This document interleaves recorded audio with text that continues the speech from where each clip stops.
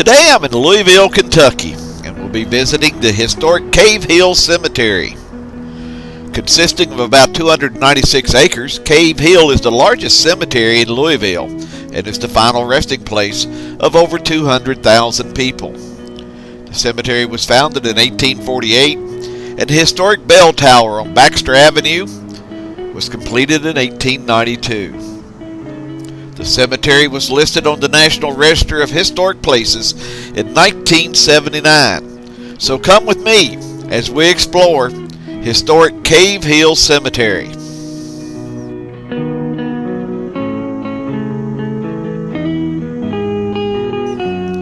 My first stop in Cave Hill is at the grave of Kentucky's most famous colonel, Harland Saunders.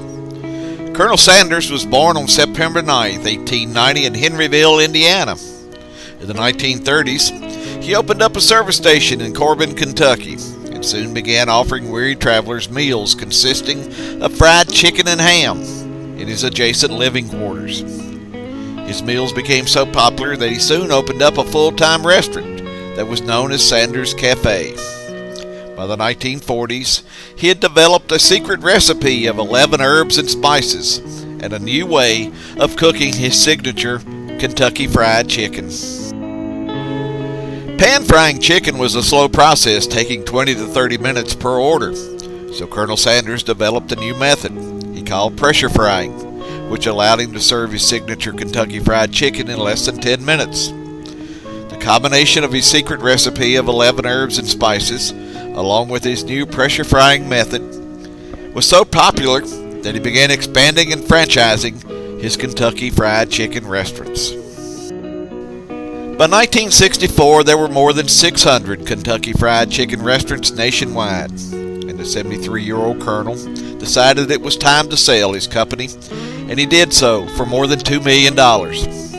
After he sold the company, he remained the company's ambassador until the mid-1970s, when he had a falling out with the parent company after calling the food that was being served slop. He eventually retired to his home here in Louisville, where he remained a popular figure. Kentucky's most famous citizen lived the rest of his life here in Louisville, and in 1980 his health began to fail. He died on December 16, 1980, from the complications of leukemia and pneumonia. He lay in repose in the rotunda of the Kentucky State Capitol, and following a large funeral, he was laid to rest here in the Cave Hill Cemetery.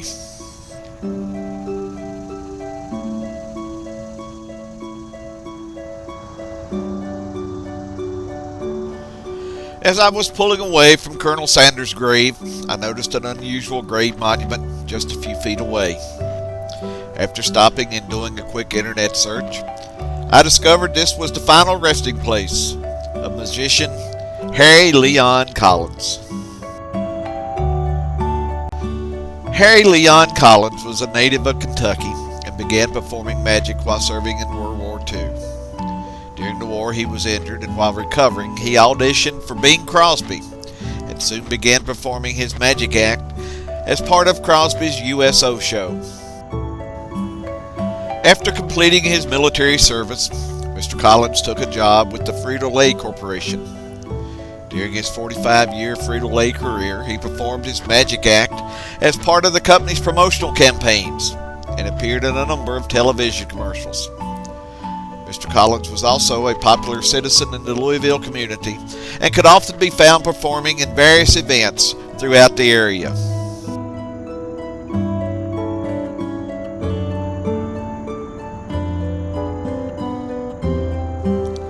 Harry Collins died suddenly on May 3, 1995.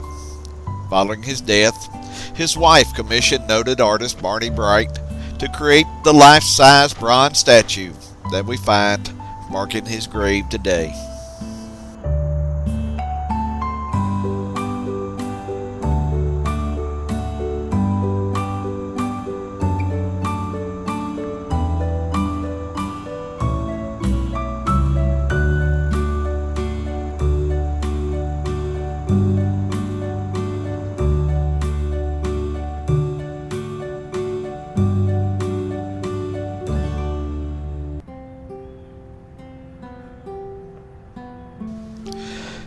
embarking on a cemetery visit, I make a point to do some research and map out a plan for my visit. But more often than not, while exploring cemeteries, especially old historic cemeteries like Cave Hill, I stumble upon people with interesting stories. This was the case here today. As I was driving through the cemetery, I came upon the Kentucky historical marker that stands near the grave of Nicola Marshall, who was recognized as the artist of the Confederacy.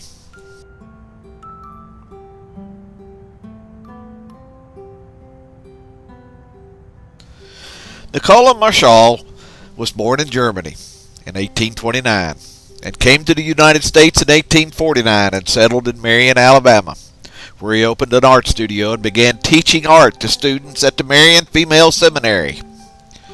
At the beginning of the Civil War, the artist was asked to design a flag for the Confederacy. His design became the first official Confederate flag, and it was his flag that was raised in Montgomery, Alabama on March 4th, 1861. Following the Civil War, he returned to Alabama, but the South was in a severe economic depression. He eventually relocated to Louisville, where he was once again a successful artist.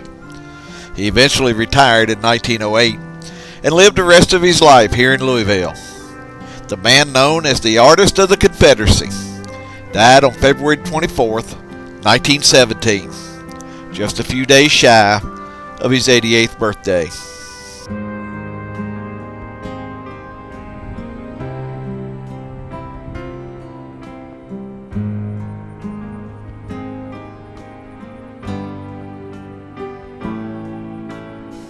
I had to walk up the hill in Section P to get to the Kentucky historical marker that stands near the grave of General George Rogers Clark, who was the older brother of William Clark, one of the leaders of the Lewis and Clark expedition that explored the Louisiana Purchase. Several of General Clark's immediate family are resting here in one of the older sections of the cemetery.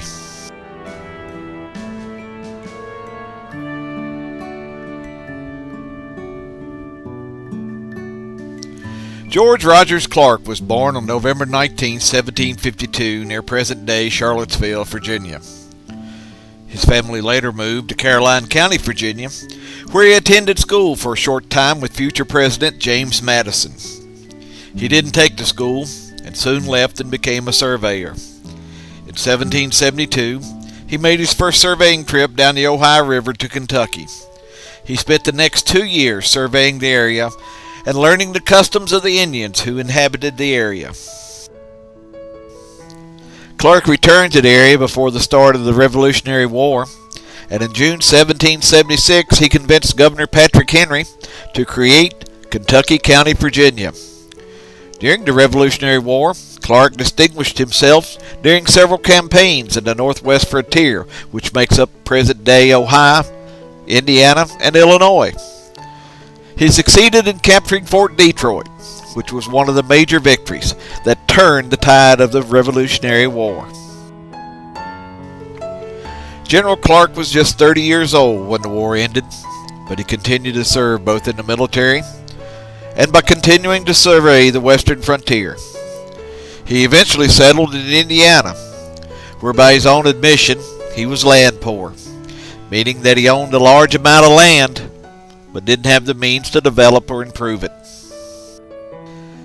In 1809, General Clark suffered a stroke and fell into a fireplace at his home in Indiana. He was burned so bad that his right leg had to be amputated. His injury and failing health made it impossible to live independently, so he moved back to Louisville and lived his final years with his sister Lucy and her husband at their place he called Locust Grove. After suffering another stroke, General Clark died at his sister's home on February 13, 1818. He was buried in the Locust Grove Cemetery 2 days later. He rested at Locust Grove until 1869, when his remains were moved here to Cave Hill Cemetery, where he's resting with his brothers, Captain Edmund Clark and General Jonathan Clark, and their families.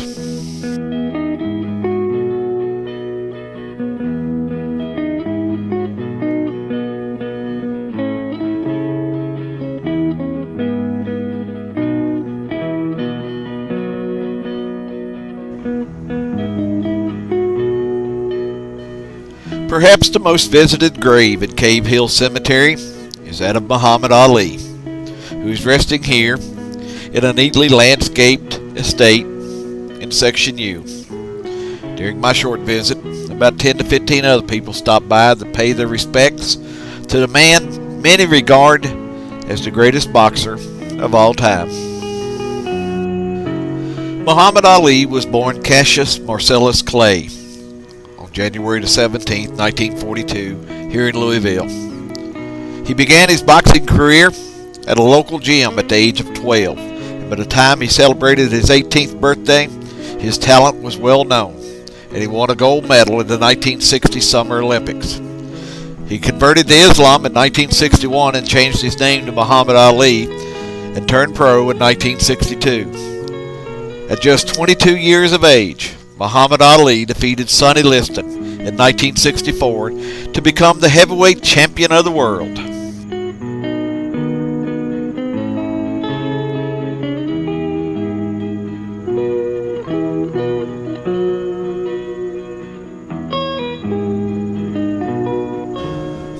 Ali was known not only for his talent in the ring, he was also known as a brash, outspoken showman, coining such phrases as float like a butterfly, sting like a bee, and rope-a-dope. Some of his interviews with the late Howard Cosell remain some of the best and most entertaining in the history of sports, and his fights with Joe Frazier are still regarded as the best the sport has ever seen. By the time Ali retired from the ring in 1981, he had compiled a professional record of 56 wins, 37 by knockout, and just 5 losses. His time in the ring had taken its toll, and a few years later, it was revealed that he was suffering from Parkinson's disease. In true Ali fashion, he became a loud voice, raising awareness and funds to combat the disease. In 1996, Muhammad Ali had the honor of lighting the Olympic torch at the Summer Olympics in Atlanta. The event was seen by an estimated 3.5 billion people worldwide. Public appearances became rare for the man simply known as the greatest, and he died on June 3, 2016 in Scottsdale, Arizona. On June 10th, Muhammad Ali returned to his hometown with a funeral procession through downtown Louisville. Following a public memorial service at the KFC Yum Center, Muhammad Ali was laid to rest here in Cave Hill Cemetery. My final stop in Louisville was a little on the personal side.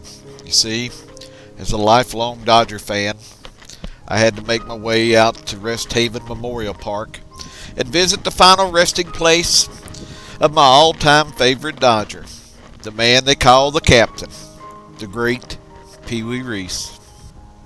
Harold Henry Peewee Reese was born in Louisville, Kentucky on July 23, 1918.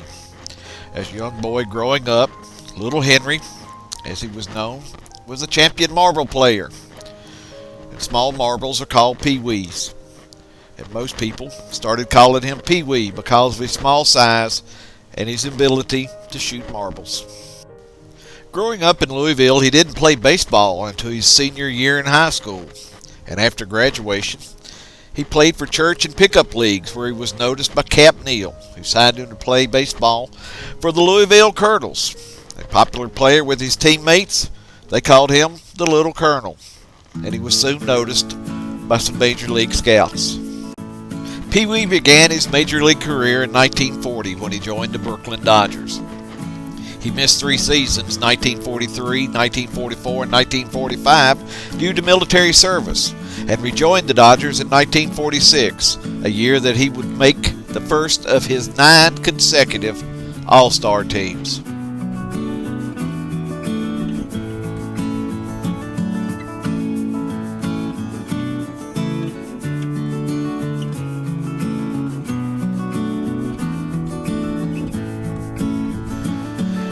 Peewee is widely credited with easing the acceptance of Jackie Robinson as the first black Major League Baseball player. In the spring of 1947, a number of Dodger players were circulating a petition in an attempt to keep Jackie Robinson out of the league. it was widely believed that Peewee, who was the Dodger captain and a native of the segregated South, would sign the petition and add his voice to the anti-Jackie Robinson camp.